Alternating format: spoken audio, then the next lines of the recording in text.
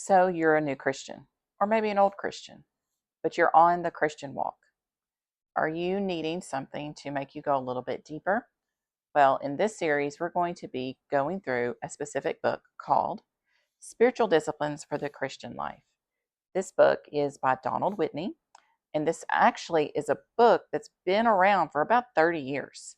So I came across this book, let me think, 25 years ago, but it's older than that. So here's my original copy that I got, Spiritual Disciplines for the Christian Life by Donald Whitney. And it's been very well used. It's got a lot of highlighted stuff in it. But this newer printed version came out, let me look, when this one was printed, 2014. So it's got some updated analogies, talking about things that are not, or that the things that are relevant to us today. So it's not as outdated with its examples. However, no matter if you were to read this one or this one, they cover the same principles. So we're going to go through the introduction of this book. I'm going to link the book below so you can go grab one for yourself and then come back to this video where we will discuss each chapter in the upcoming chapters in other videos as well. So go ahead, grab your book. If you've already read through the introduction chapter, that's great. If not, why don't you pause this, go read it, and then come back, and we will just jump right in. So this book is called Spiritual Disciplines for the Christian Life, and it's also focused on each spiritual discipline that is biblical and that it leads us to godliness, and we'll talk more about that. Chapter 1, the introduction chapter, is called The Spiritual Disciplines for the Purpose of Godliness. In this first chapter, Dr. Whitney goes into why spiritual disciplines is not just because we want to do things. It's not because we want to work instead of have faith. So there's a couple of sentences I want to quote that are on page 3 in his book, if you want to follow along. He says, it's crucial to understand that it's not our pursuit of holiness that qualifies us to see the Lord. Rather, we are qualified to see the Lord by the Lord, not by good things we do. We cannot produce enough righteousness to impress God and gain admittance into heaven.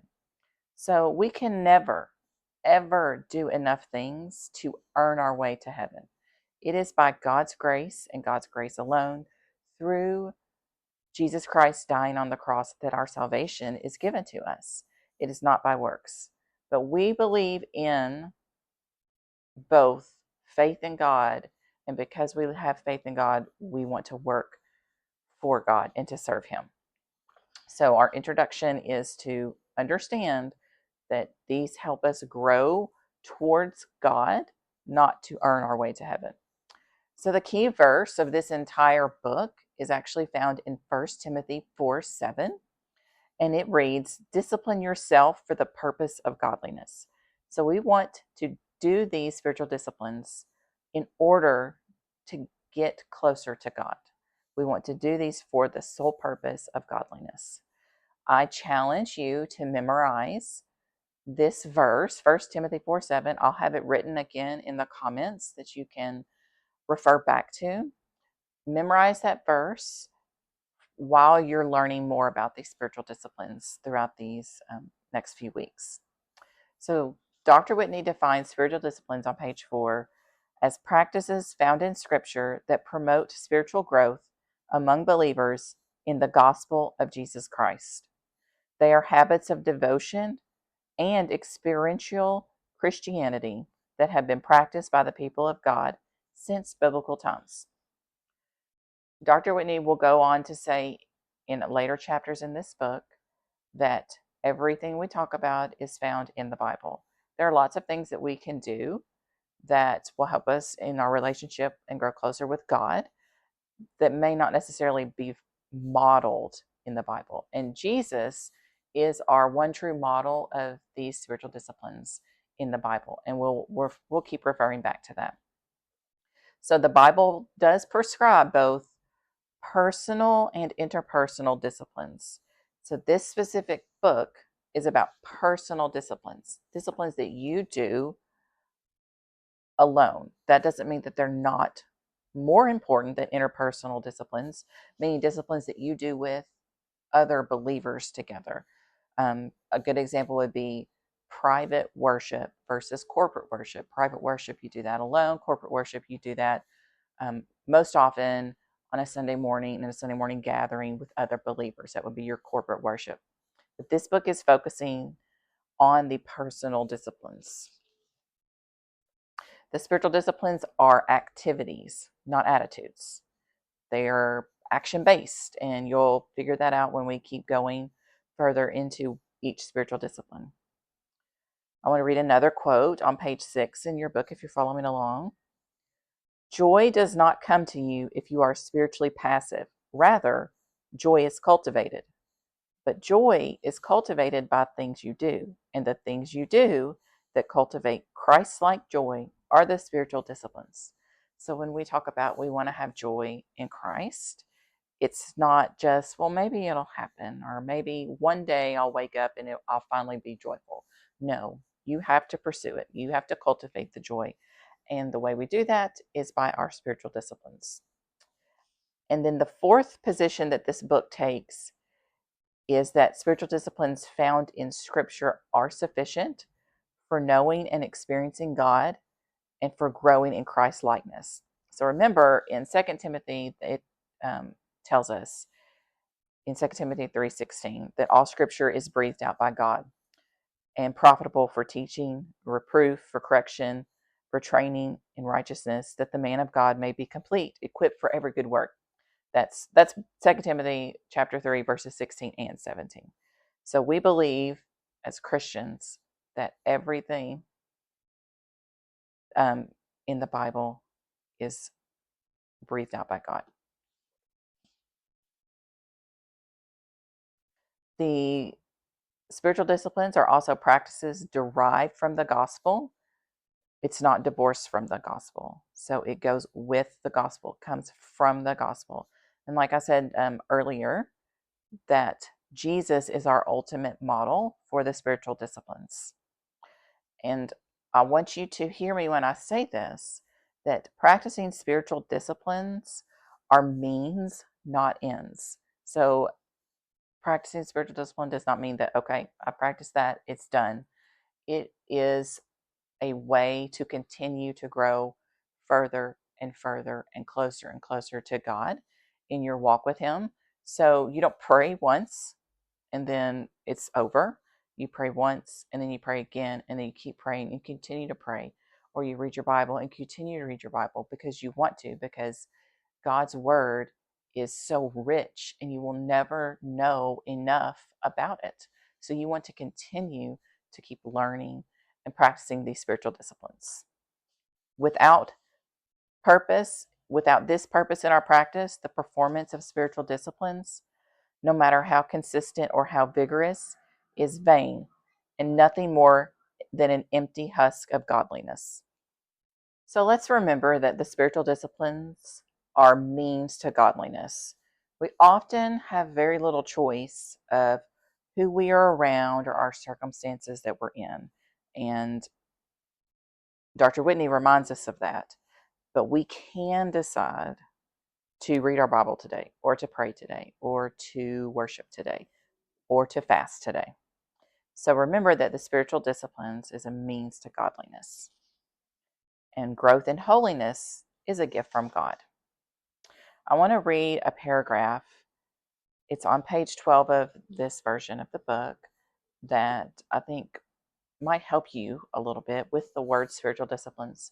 I know in the Western world, the word discipline usually brings a negative connotation with it, but let me read this paragraph for you.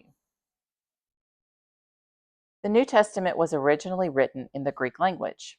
The word rendered discipline in the New American Standard Translation is the Greek word gymnasia, from which our English words gymnasium and gymnastics derive. This word means to exercise or discipline, which is why the King James Version renders 1 Timothy 4:7 as exercise thyself rather unto godliness. The English Standard Version as train yourself for godliness, and the New International Version as train yourself to be godly. It's a sweaty word with the smell of the gym to it. So think of the spiritual disciplines as spiritual exercises. To go to your favorite spot for prayer or journaling, for example, is the spiritual equivalent of going to a gym and using a weight machine.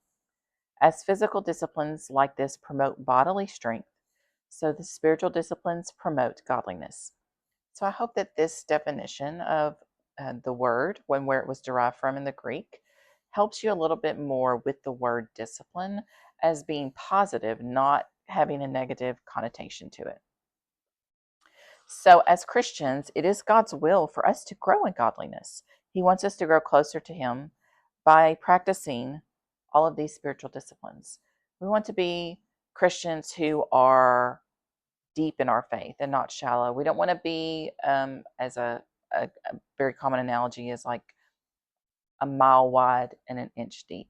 We want to be that mile deep, not just an inch. We want to keep going. As time goes on in our Christian lives, the more we mature, the closer we will grow to God. So there are a few applications that we can take away from just this introductory chapter, and I hope you realize it's already so rich. That first of all, there's a danger in neglecting these spiritual disciplines. We're not called to be perfect. We are called to do them. And it's not going to look the same way every single day. But neglecting them altogether, refusing to do them, is not what we're called to do.